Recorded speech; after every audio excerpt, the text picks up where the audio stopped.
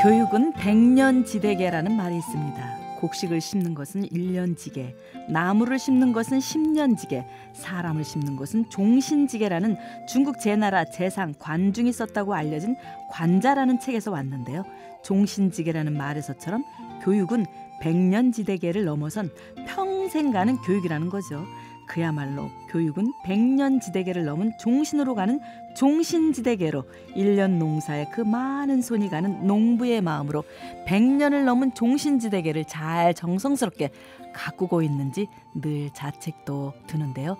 더 행복한 교육 현장을 위해 그렇게 교육 현안은 물론이고 다방면으로 우리 학생들을 위해 종신지대계의 정성과 애정과 관심을 쏟고 계신 선생님이시죠. 광주 살레시오 고등학교에서 한국사를 가르치고 계신 대한민국 역사 탐방계의 1등 스타.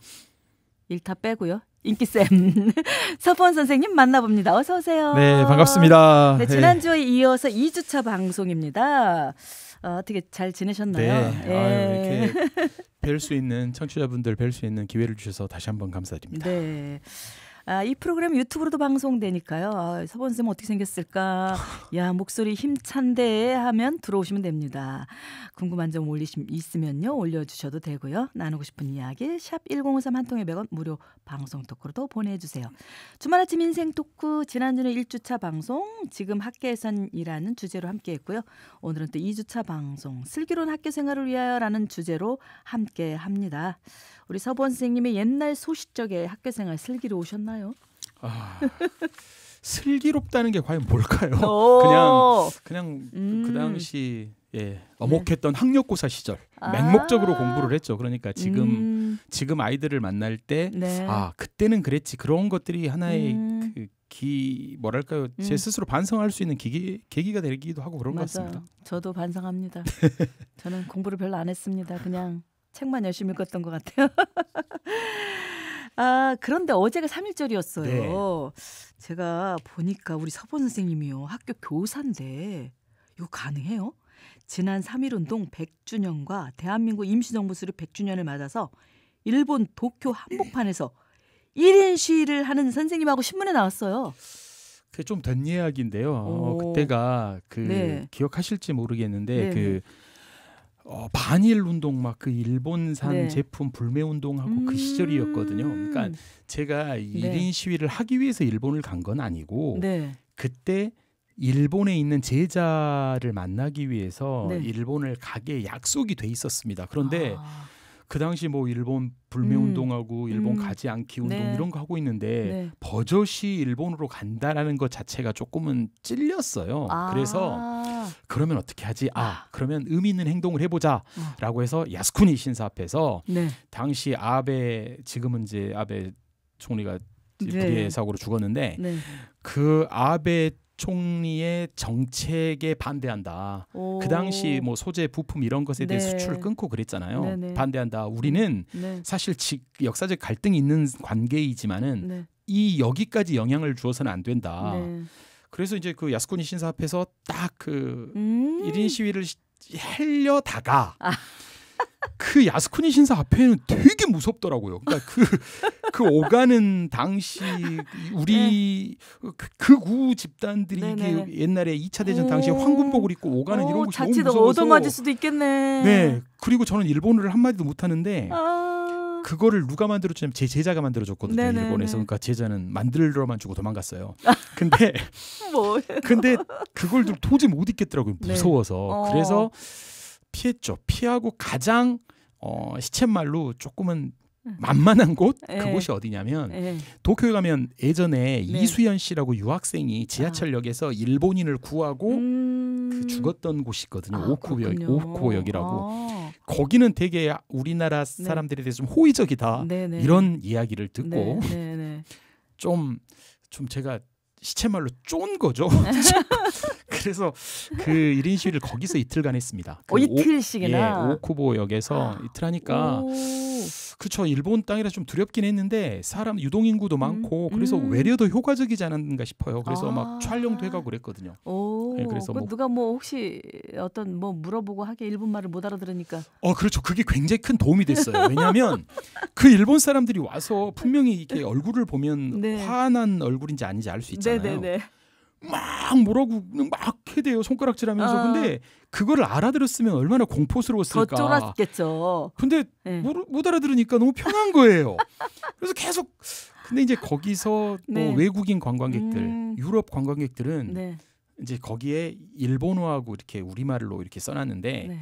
거기 저한테 아메리카노도 이렇게 주고 되게 더웠거든요. 정말 미치도록 더워. 도쿄 더위는 뭐 워낙에 유명한데 대단하십니다. 그래서 되게 일방적으로 이 주장, 이 시위를 그렇게 일방적으로 미워하거나 그러진 않는구나. 그러니까 호의적인 사람도 있고, 네. 그러니까 동의하는 사람도 있고, 반감을 갖는 사람도 있다. 그렇죠. 그리고 이제 저 제자 이야기를 들어보니까 네. 후지 TV 이런 데가 조금 굉장히 좀 그런 방송인데 거기서 잡아갔다고 그러더라고요. 그래서 뭐 TV도 나왔다고 그래서 되게 인기가 그거 참 그게 어떻게 생각할지 모르겠지만 어떻게 받아들일지 모르겠지만 저도 이렇게 신문 살짝 본 것 같아요. 그래서 현장 무슨 역사 선생님이 시위를 뭐 이렇게 조금 약간 자극적인 헤드라인으로 나와서 호기심이 생기니까 이렇게 들어가게 되잖아요. 그래서 저는 그렇게 생각해요. 그게 뭐 대단한 일은 아닌데 저는 그래도 이 불매운동 시즌에 그래도 일본에 가서 밥값은 했다. 뭐 그런 거죠. 뭐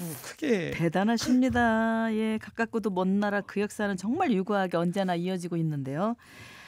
이 한일 관계 해법은 어제가 3.1절이잖아요. 네.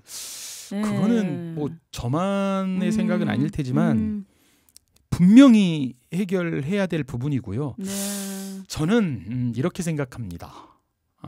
일단 그 톱다운 방식은 아닐 것 같고요. 그러니까 뭐 이게 한일 관계를 해결하는 원만하게 해결하는 방법과 저는 남과 북이 통일하는 관계도 전 별반 다르지 않을 거라고 생각해요. 그러니까 방법상. 그러니까 그러네요. 이 톱다운 방식으로 뭐 일방적으로 지시를 통해서 뭔가 돌아가는 것보다 끊임없이 일본 사람들과 시민 단체들이든 학생이든 교사든 끊임없이 교류가 뭐 한 숟가락에 배부를 수는 없지만 만나고 대화하고 또 이듬해 또 만나고 우리 대화하고 가톨릭이 그렇게 하고 있어요. 그렇게 해서 거리를 좁혀서 어떻든 이 관계가 좁아지면 그 톱이라고 하는 그 정치계나 이런 데도 반응하지 않을까. 그러니까 위에서 시키는 것보다 아래에서 분위기를 만들어가는 이런 보텀즈업이라고 하죠. 이런 방식이 가장 뭐 현실적이다 아니 유일한 방법 같아요. 그러니까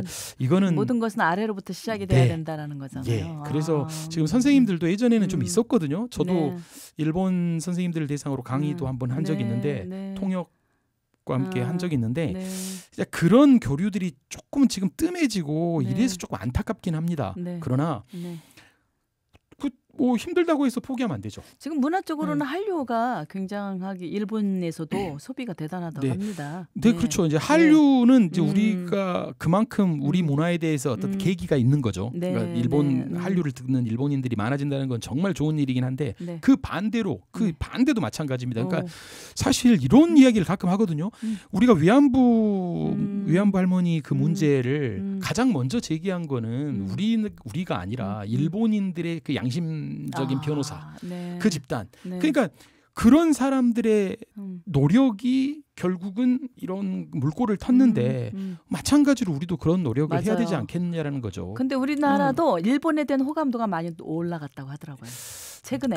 그렇죠. 그러니까 최근에. 그러니까 일본을 그런 적대시하거나 이런 것은 많이 완화된 건 맞습니다. 그래야 될 것 같고요.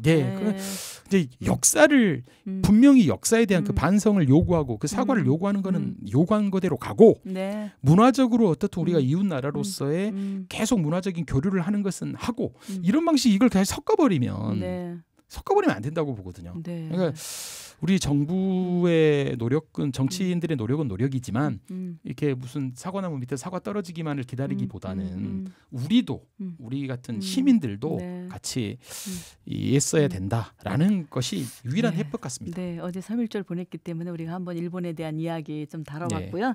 오시자 마시자 좀 또 쉬셔야 되니까 노래 한 곡 추천곡 어떤 노래 추천해 주셨나요? 제가 또 좋아하는 우리나라의 뮤지션 네. 장기하 선생님입니다. 저는 나이는 어려도 장기하 선생님 정말 이분의 노래를 듣고 있으면 반성이 됩니다. 저런 인식으로도 저런 시각으로도 이 세상을 볼 수 있구나. 네. 야, 그래서 전 선생님이라고 부르는데요. 네. 네. 네, 그분의 대표곡인가? 네. 그건 네 생각이고. 네. 그건 네 생각이고 장기하였습니다. 우리 살쇼 고등학교 한국사 선생님, 역사라고 안 하고 한국사라고 하네요. 그죠? 국사라고 안 하고. 네, 언제부터 한국사로 바뀌었죠? 학교 다닌 지가 오래돼가지고. 제 예전에 교육과정 때 2009 개정교육과정 때가 아마 국사였던 것 같고요. 이제 한국사로 된 거는 국사여서 네. 그 한국 근현대사라는 과목이 있었거든요. 근현대사. 그 근현대사라는 과목이 있었는데 맞아요. 그 근현대사가 네. 이제 국사하고 통폐합되면서 네네네. 이제 2015 개정교육과정 거기서 한국사로 통폐합됐죠. 근데 그보다 훨씬 중요한 거는 네. 그 통폐합되는 과정에서 그 근현대사 부분이 대폭 강화됐다는 거죠. 그게 이제 올바른 방향이긴 하죠. 네네. 그러니까 전 근대사 부분, 그러니까 이제 그 기준이 개항이거든요. 네. 개항. 네. 수녀님 혹시 강화도 조약이라고 기억나실지 모르겠는데. 기억나죠. 그걸 기준으로 요 전 부분이 대폭 축소됐고요. 네. 그 이후, 그러니까 근현대사 부분이 대폭 늘어나서 지금 교과서 보면 아마 수녀님이 깜짝 놀라실 거예요. 제가 그 부산에 있을 때 그 우리 나자렛집이라고 교성가다에 사는데 고3이 있었어요. 네. 걔가 뭐 얘기하면은 어떤 과목 좋으니까 근현대사요. 근현대사에서 무슨 소리야? 근현대사야. 아니 역사하면 역사 근현대사 뭐냐? 잘 못 알아들어갖고 처음에는 이 사투리로 애가 말이 되게 빨라요. 네네네. 그걸 좋아한다고 얘기를 제가 들은 적이 있어서 근현대사 하니까 그 아이가 딱 생각이 났어요. 역사를 잊은 민족에게 미래는 없다라는 유명한 단재 신채호 선생의 유명한 말도 있고요. 역사를 기억하지 못한 자 그 역사를 다시 살게 될 것이다라는 무서운 말도 있습니다. 아픈 역사일수록 더더욱 기억하라는 말인데요. 우리가 사실은 역사, 특히 한국사, 우리 한국사 선생님으로서 이 말에 대해서 어떻게 무서운 하십니까? 말이죠. 네, 정말 무서운 말이죠. 그 연장선에서 제가 그러니까 수업을 할 때는 어디 답사를 인솔할 때나 항상 먼저 드리는 이야기가 있습니다. 물론 이제 제가 지어낸 건 아니고요. 체코의 소설가의 밀란 쿤데라라는 사람이 있는데 그분이 남긴 말 중에 역사 관련 말 중에 역사를 정의한 게 있습니다. 그러니까 역사란 뭐냐? 역사란 과연 뭐냐? 이렇게 그분은 이야기했습니다.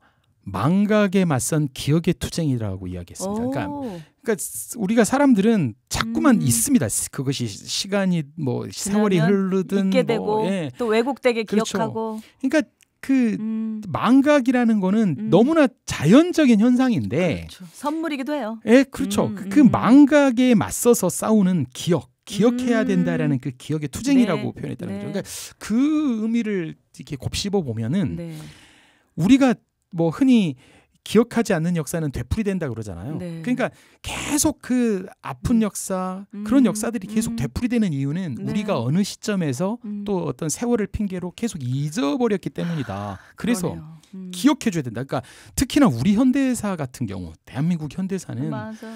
뭐 오죽하면 어떤 분들은 대한민국 현대사를 정신 분석학의 영역이라고 그랬겠습니까? 그러니까 정말 다사다난 파란만장했는데 그 파란만장한 역사, 그 가슴 아픈 역사들이 끊임없이 반복되는 것은 그만큼 성찰이 되지 않았고 진상규명이 안 됐고 우리 시민들은 기억하지 않았고 그러면 또 아픈 역사가 또 반복되고 그리고 잠깐 아파했다가 또 다시 망각의 회로가 돌아가고 또 다시 반복되고 그러니까 역사라는 거는 그래서 그 기억해야 된다라는 게 그렇게 우리가 접근해야 되는 게 맞고 저 같은 역사 선생님은 역사 교사는 더 그런 책임이 있는 거죠. 그렇죠. 그러니까 아이들과 또 시민들과 만나면서 그런 것을 계속 어떻든 간에 계속 강조하고 반복해야 될 사명이 있는 거죠. 네. 그런데 역사라는 것은 또 이런 말도 있잖아요. 강한 자의 기록이고 강한 자의 역사다라는 말도 있잖아요. 네, 그렇죠. 아까 진상규명이 안 됐기 때문에 우리가 사실은 진상규명이 안 되면 흐지부지 되고 기억할 뭐가 없는 거예요. 대대로 진상규명이 돼야 우리가 기억을 하잖아요. 근데 어떻게 사람이 다 다르게 기억되고 왜곡되게 기억되는 거죠. 그렇죠. 자기 기준으로 자기 이념대로.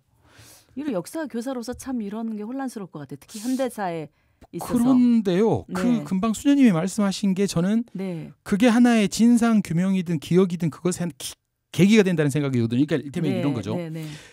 정말 이 말하자면 법은 강자의 수단이고 네. 역사 기록은 승자만 하지 그렇죠. 패자들은 못 하거든요. 그렇죠. 그거를 아는 것부터 출발하는 거죠. 그러니까 우리가 그 흔한 말로 우리가 뭐 왕건과 견훤 네. 그 역사의 두 영웅들이 네. 왕건은 시대적인 영웅으로 기억하고 견훤은 지렁이 새끼로 기억하는 것은 견훤이 적기 때문이죠. 맞아요. 그러니까 우리가 그런 기본적인 것을 우리가 아는 거죠. 아, 그러면 견훤에 대한 기록들은 왜곡이 됐을 거라고 생각하고 접근하면 되는 거죠. 오. 그러니까 다 알거든요. 우리는 우리가 이 사람은 역사에서 이겼어. 이긴 거를 전제로 기억하면 되죠. 아, 그러니까 이 사람에 대한 기록은 상당히 뻥튀기가 됐을 거야. 상당히 우호적일 거야. 그러니까 그 기록들을 우리는 이제 좀 세탁을 해서 생각하면 되는 거고 네. 패자의 기록은 이 사람은 역사에 졌어. 잊혔어. 지워졌어. 그러면 우리는 그 지워진 걸 다시 복원하면 되는 거죠. 그러니까 그게 하나의 기준이 되면 되는 거죠. 근데 지금 현대사는 정말 그래도 우리 역사학계나 뭐 정치인들이나 이 노력으로 많이 바루어졌다라고 생각하거든요. 네. 그러니까 최근 뭐 영화를 봐도 뭐 뭡니까 서울의 봄도 그렇고요. 최근에 또 이승만 전 대통령을 이야기한 건국전쟁이라는 영화도 네. 그저께 개봉을 했는데 그런 걸 보면서 사람들은 고지고대로 믿지 않거든요. 그냥 그걸 들으면서 보면서 자극을 받죠. 그렇죠. 네. 왜 저런 영화가 만들어졌을까? 왜 저기서 저런 멘트가 나올까? 네. 생각하면서 그 영화를 보거든요. 그게 힘인 거죠. 제가 영화를 잘 안 보는데 서울의 봄은 극장에 가서 봤어요. 네. 이건 보고 싶다 해서 봤는데 제가 그 시대를 살았잖아요. 그렇죠. 굉장히 새롭게 저는 또 해석이 되더라고요. 이 서울의 봄이 제가 서울에 있었는데 저는 이제 총소리 못 들었으니까 어머, 이런 일이 있었어? 단순하게만 생각을 했는데 야 이거 완전히 전쟁이었었구나 내전이었었구나 이런 생각이 들게끔 만드는 영화라는 생각이 드는데 그런데 이제 또 이 역사라는 게 그렇잖아요. 역사가 있고 또 우리가 드라마로 보는 역사, 영화로 보는 역사, 또 검색으로 해서 보는 역사 이런 걸 봤을 때 좀 요즘 SNS 시대 때 좀 혼란스럽기도 할 것 같아요. 그렇죠. 이럴 때도 또 어떤 잣대로 이 역사를 또 바라봐야 되나 이런 생각도 들더라고요. 네, 근데 그거는 그 오래된 역사일수록 그러니까 오래된 역사를 배경으로 한 영화일수록 그러니까 말하자면 뭐 광개토왕을 뭐 소재로 한 영화라든지 뭐 대조영을 소재로 한 영화랄지 그런 영화들이 되게 있었죠 예전에 영화든 드라마든 그런 것들은 사실 좀 판타지인 거죠. 픽션이 많죠, 그죠? 기록이 없는데 그걸 영화로 만들려다 보니까 당연히 판타지인 거지만 한 줄 갖고 만든 영화도 있어요. 그렇죠. 근데 최근에 올수록 자료들은 엄청난 방대하거든요.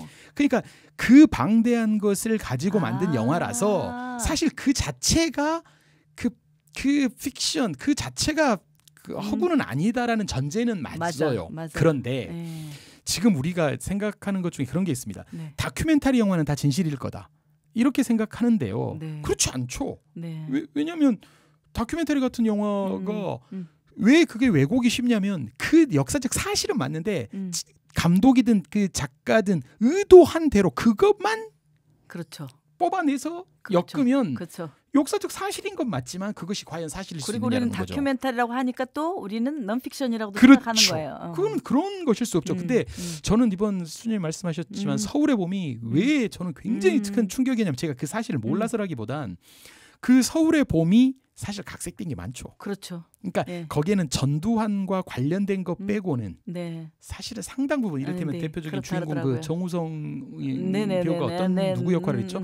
그 역할은 사실상 대부분 허구에 가깝죠. 그렇다고 하더라고요. 가깝지만 그런 것을 꺼낼 수 있는 그 영화 내용의 사실 여부를 떠나서 그 내용을 소재로 삼을 수 있는 이 사회가 됐다라는 게 상당히 파격적인 거죠. 그리고 엄청난 관객을 몰고 왔잖아요. 네, 그러니까 다들 아는 사건이지만 그것이 공론화되는데 상당히 큰 기여를 했고 저도 개인적으로 역사 교사로서 서울의 봄이 이게 퍼지고 나서 여러 곳에서 저를 부릅니다. 왜냐하면 현대사 강의를 해달라, 답사를 인솔해달라. 그러니까 저도 바빠진 게 저는 제 뭐 소명이니까 하는데 저는 서울의 봄의 몫이 굉장히 컸다. 그러니까 서울의 봄이라는 게 수님 말씀대로 이렇게 각색이 되고 어디까지를 믿어야 되고 어디까지를 이걸 걸러야 되는지 모르겠다라고 이야기하시는 그 자체가 모든 관객들도 시민들도 비슷할 것 같거든요. 저는 그것을 통해서 12.12에 대해서 찾아보는 거. 이러면 이제 해결이 되는 거예요. 제가 영화를 보다가 영화를 잘 안 보러 가잖아요. 근데 이제 진짜 오래간만에 갔어요. 네. 근데 보다가 궁금해진 거예요. 그렇죠. 저 인물이 진짜인가? 저도 모르게 스마트폰을 열었어요. 근데 그렇죠. 뒤에서 스마트폰 꺼주세요. 깜짝 놀랐어요. 민폐를 끼치셨네요. 네. 극장에서 켜면 안 됩니다. 그러니까 제가 이 매너가 없었던 거예요. 깜짝 놀랐는데 왜 지금 서원 선생님 말씀 들으니까 정말 이 우리가 영화라는 것은 또 다른 우리에게 자극을 주고 그렇죠. 또 그러면서 제가 또 공부하게 되고 그렇죠. 그 역사 현장을 다시 한번 보게 되고 예, 그런 자극이 된다. 역사를 그토록 싫어하는 저희 아이들도 네. 저희 반 아이들도 이 서울의 봄으로 12.12를 모르는 애들은 한 명도 없습니다. 그러니까 계속 찾아보는 거죠.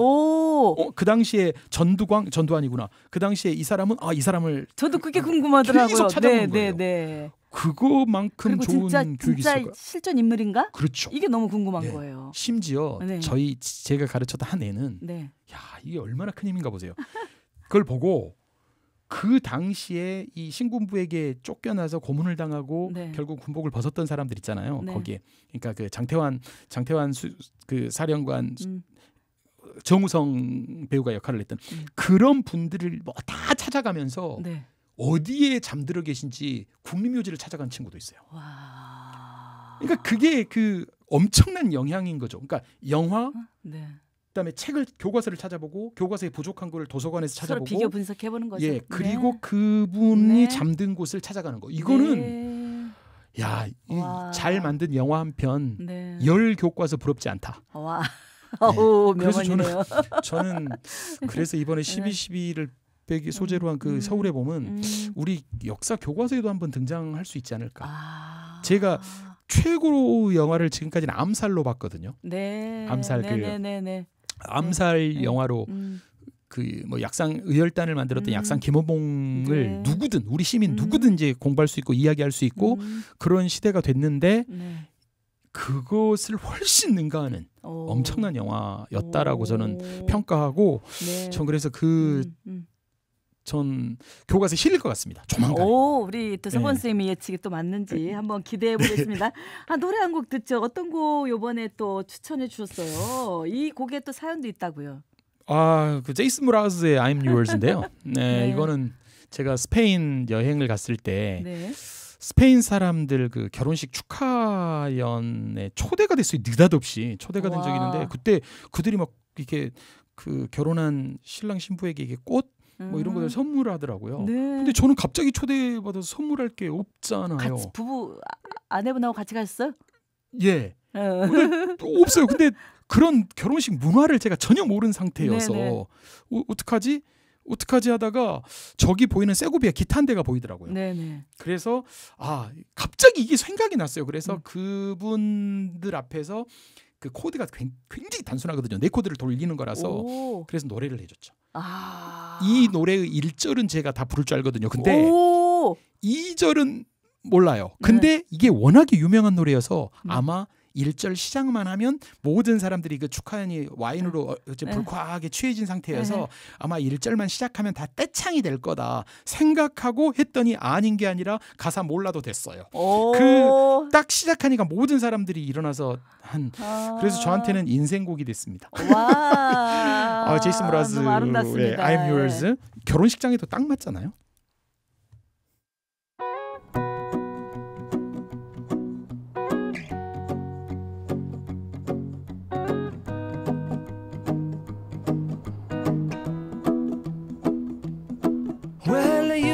Done me and you bet I felt it. I tried to be chill, but you're so hot that I melted. I fell right through the cracks. Now I'm trying to get back.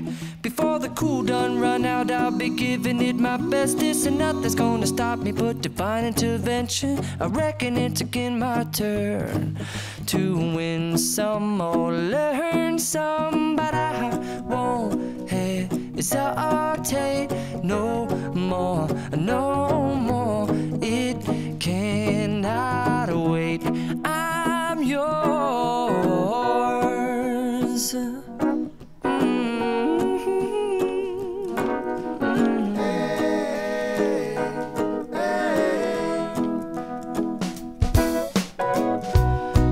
open up your mind and see like me.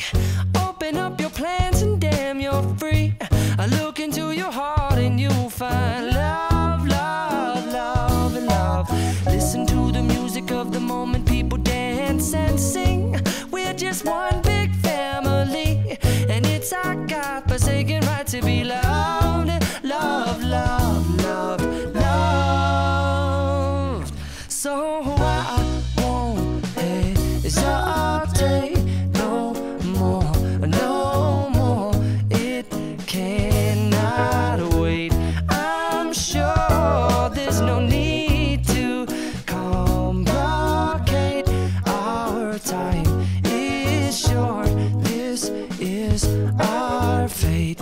I'm yours. Do you, but do you, but do you want to come on? I scooch on over closer, dear, and I will nibble your ear.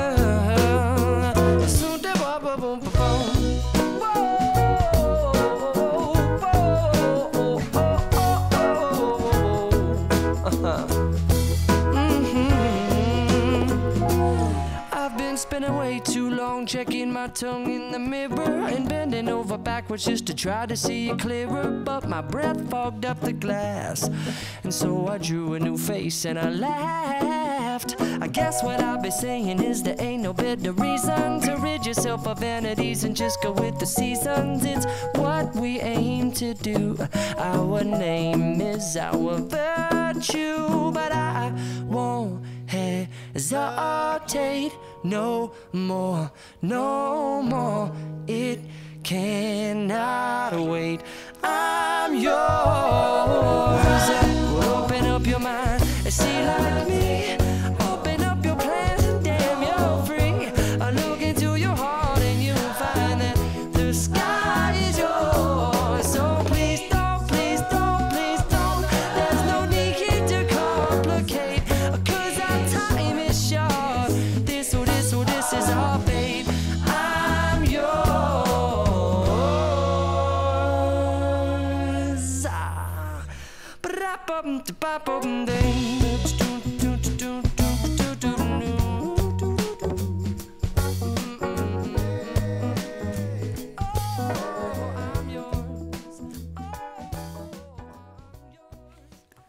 제이슨 무라즈 I am yours. 우리 서본 선생님의 특별한 인생곡 듣고 왔습니다. 오늘 2주차 방송 슬기로운 학교 생활을 위하여 모두가 행복한 백년지대계 교육을 위해서 올인하시는 역사 탐방의 일타가 아닌 인기샘 광주 살레시고등학교 한국사 소보 선생님과 함께하고 계십니다. 제가 보니까 좀 10여 년 전에 쓰신 것 같아요. 공동저자로 부자가 되기를 가르치는 학교. 제가 이걸 좀 책을 봤어요. 돈을 위한 경제교육을 넘어 아마 교보문고에서 나온 공동저자로 쓰셨더라고요. 여기에서 우리 서보원 선생님도 글을 쓰셨더라고요. 공동저자로. 그런 생각이 많이 듭니다. 우리 자본주의 사회에서 아까 우리가 학교에서는 이상을 심어주자, 학교에서 심어주지 않으면 어디서 심어주냐라고 했는데 우리의 교육이 대학 입시가 모든 것을 올인하는 그러한 시스템이잖아요.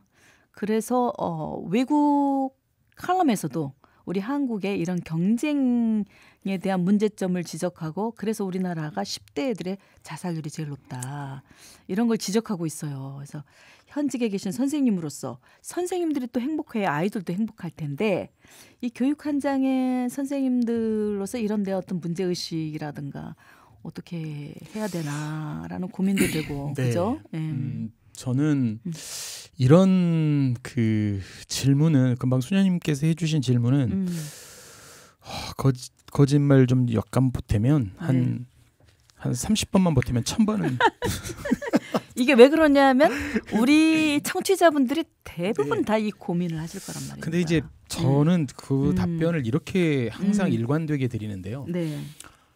우리는 수도 없이 입시 제도가 바뀌어 왔고요. 네. 뭐 정말 조변 석계, 뭐 이런 손바닥 뒤집기 이랬다 저랬다 이랬다 맞아요. 그렇게 바뀔수록 유일하게 발빠르게 대응하는 것은 늘 사교육이었고요. 네. 어떤 분은 그렇게 비교합니다. 사교육은 보트고 공교육은 항공모함이다. 그러니까 순식간에 변했을 때 보트는 순식간에 방향을 전환할 수 있지만 네. 공교육은 방향 전환이 쉽지 않다. 그렇죠. 그러니까 그렇죠. 입시 제도는 어떻게 바뀌든 늘 승자는 사교육이 될 수밖에 없다.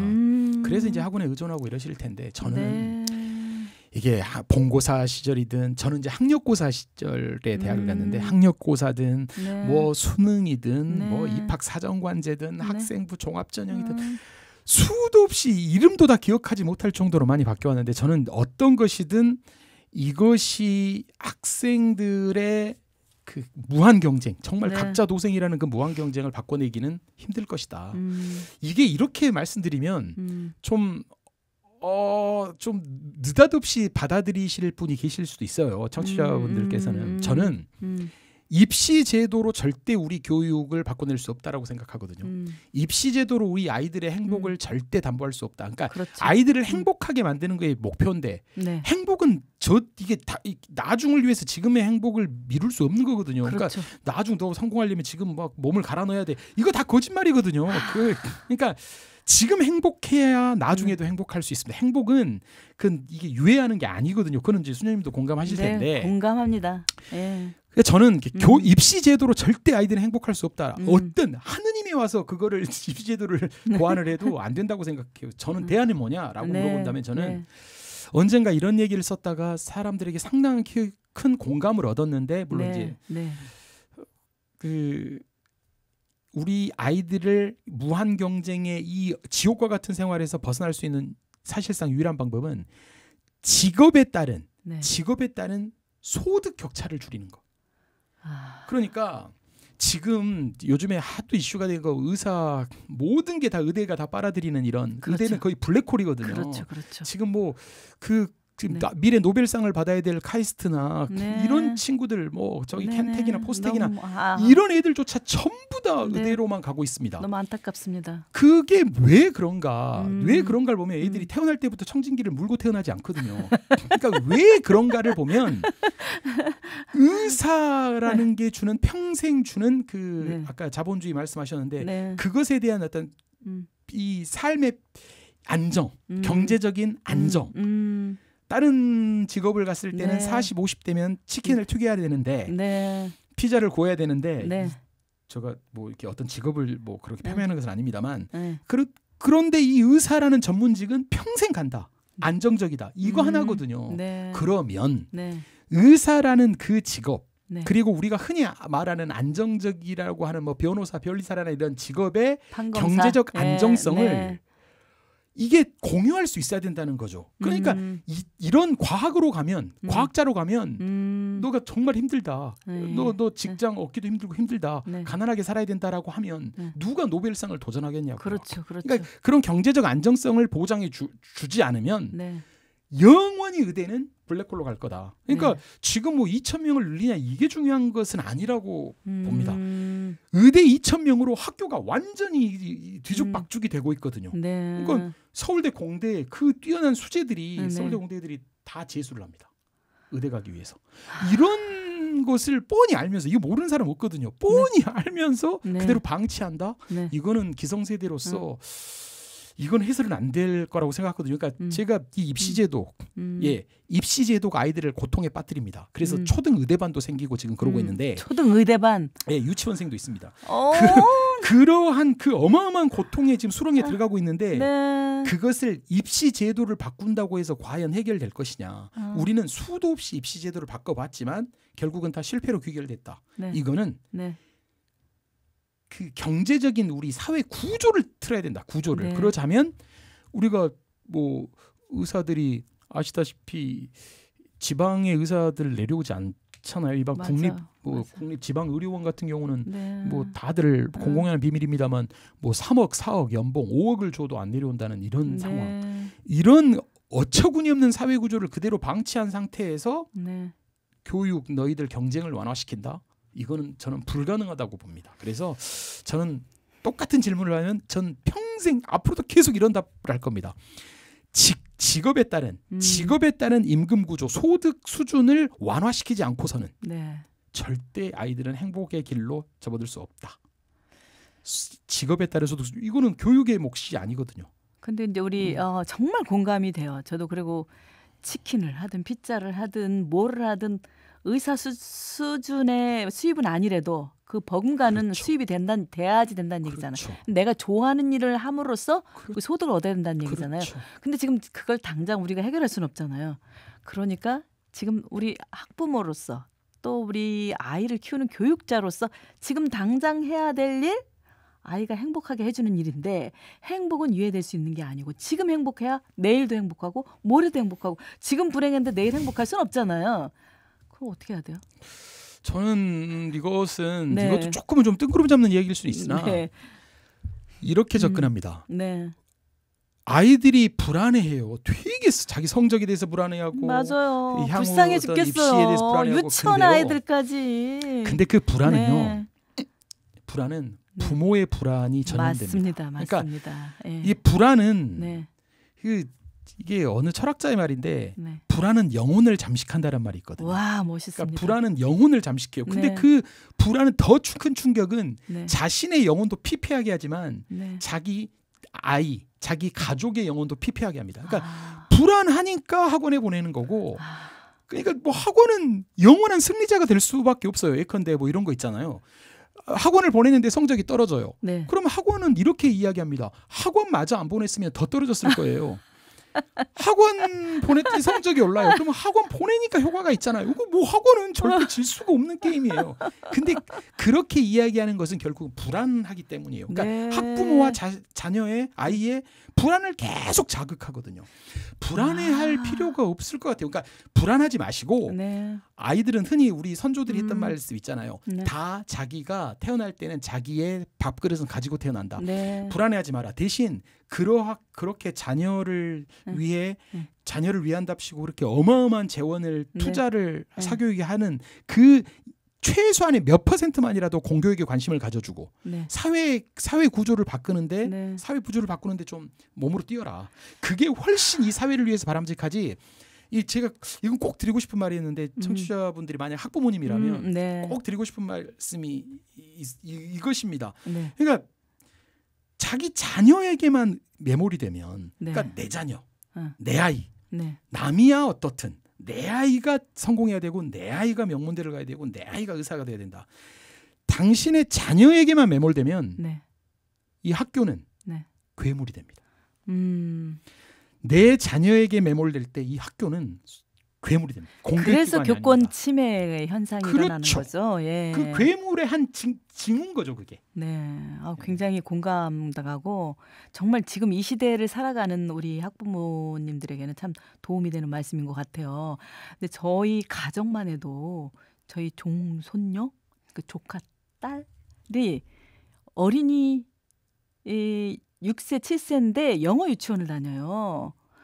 그러니까 이제 할머니는 우리 너무 애가 불쌍하다.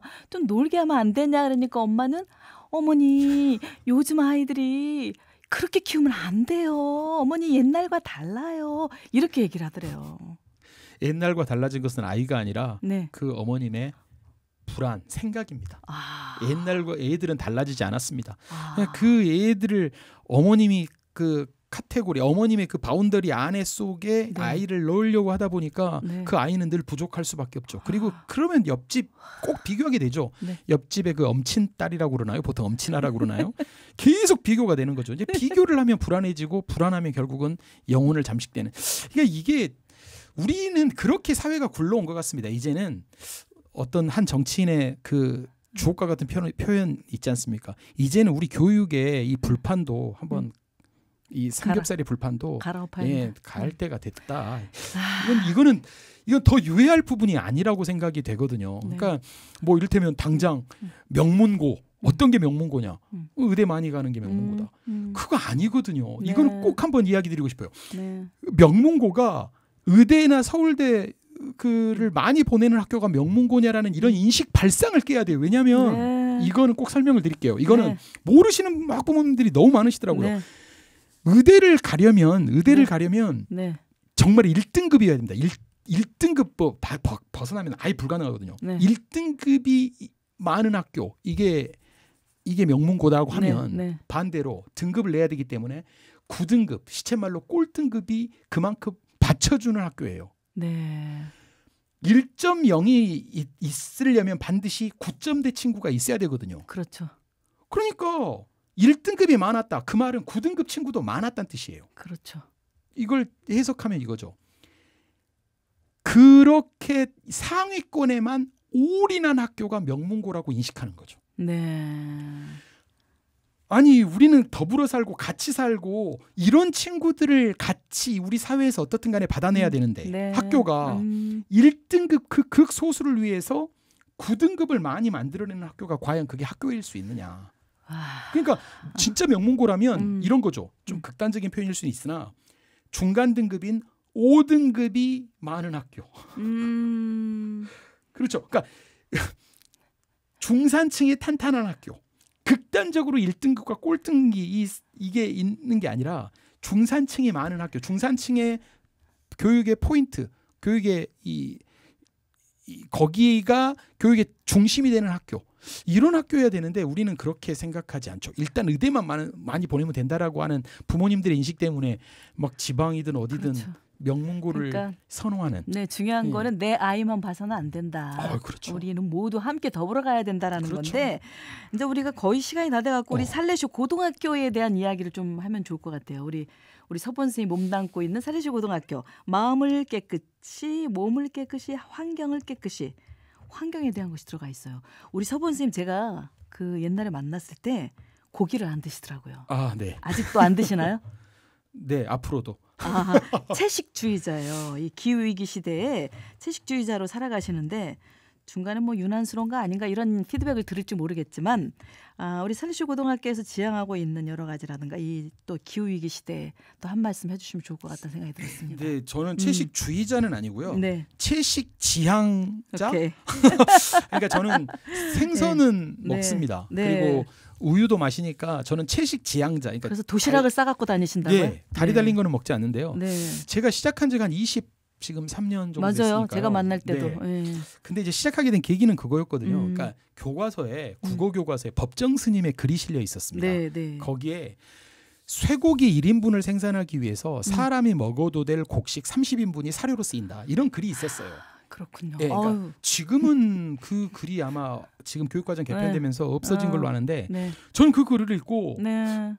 되게 충격적이었습니다. 그러니까 우리는 교육이란 배움이란 이런 거잖아요. 내가 배운 대로 실천을 하는 것을 전제로 하는 그게 거잖아요. 가장 힘들어요. 배웠는데 네. 실천하지 않으면 배울 하등의 이유가 없는 거잖아요. 네.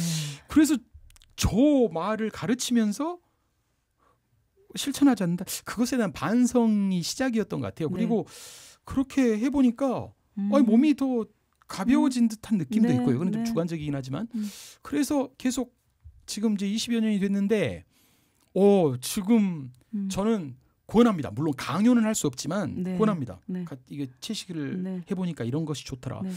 우리나라도 조만간에 그런 분위기가 만들어질 거는 같거든요. 제가 이제 네. 뭐 한 달씩 외국에 가서 있는데 그 외국에서 가장 부러웠던 게 뭐냐면 조그마한 분식집에 가도 채식 코너는 있습니다. 네. 그러니까 비건 코너가 다 있더라고요. 네, 네. 우리도 결국은 이렇게 될 거다. 역시 우리 서본 선생님은 가르치기만 하는 게 아니라 실천까지 하신다. 정말 놀랍습니다. 아니요, 그건 교사니까요. 그러니까요. 예. 그래서 우리 살레쇼 고등학교에서 사실 현직 교사 이렇게 모시기 어렵거든요. 그래서 이렇게 모셨는데 그래도 살레쇼 난고 칭찬 한 10초만 해주세요.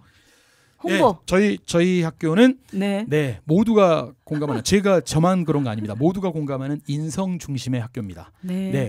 저희 학교를 졸업하면 네. 인성 하나는 올바른 정말 건강하고 올곧은 정직한 시민이 된다. 네. 네, 너무 짧은데? 살레시오 남고 그리고 살레시오 여고도 그렇습니다. 이하 동문입니다. 살레시오 여고도 기억해 주시고 바랍니다. 자, 오늘 또 이렇게 또 선생님과 함께 슬기로운 학교 생활을 위해서 살레시오 고등학교 한국사 서본 선생님과 함께했습니다. 정말 짧습니다. 다음에 또 모셔야 되겠습니다. 오늘 정말 감사했습니다. 감사합니다. 네, 감사합니다. 네, 주말 아침 인생 듣고 저는 여기서 마무리하고요. 내일 아침 9시에 만나볼게요. 오늘도 참 좋은 오늘 되세요. 끝곡 한돌 홀로 아리랑 듣고 인사 나눌게요.